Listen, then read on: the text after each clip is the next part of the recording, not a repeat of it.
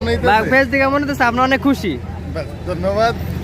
আমি আপনার মুখ থেকে শুনতে চাই এই যে মাঠটা এই যে পরিষ্কার পরিচ্ছন্ন করে দিয়েছে, আবার সেই খেলার মাঠ ফিরে আসবে, আপনি কি এটাতে খুশি না খুশি? আলহামদুলিল্লাহ অনেক খুশি হয়েছি। কারণ আপনারা জানেন যে একটা পরিস্থিতিতে এখানে পুরুষ মহিলার অবাধ মেলামেশা হতো, জুয়া আড্ডা, অনেক ক্ষয়ক্ষতি হতো এলাকার। এটা থেকে আপনি খুশি হয়েছেন না খুশি হয়েছেন? অনেক খুশি, কারণ এই অবৈধ কাজগুলা এখন আর হবে না।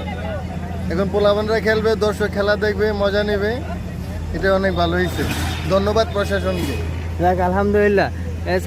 সাইফুলের পক্ষ থেকে জানতে চাই যে এই মাঠটা যে এখন বাণিজ্য মেলা মুক্ত করা হয়েছে, খেলার মাঠ আবার তৈরি করা হয়েছে, এটা থেকে তুমি খুশি না খুশি? আমি খুশি আলহামদুলিল্লাহ। আমি চাইছি এটা বন্ধ হয়ে যাক। এটা অনেক ক্ষতি করলে এলাকায় মাছপুর গ্রামটাকে অনেক ক্ষতি করে লইলে আমরা অনেক খুশি হয়েছি। আর যে ক্ষয়ক্ষতি হয়েছে তারা জানি আঙ্গরে সুন্দর করে আবার খেলার মাঠ আঙ্গরে সুন্দর করে দিয়ে দিতে পারে।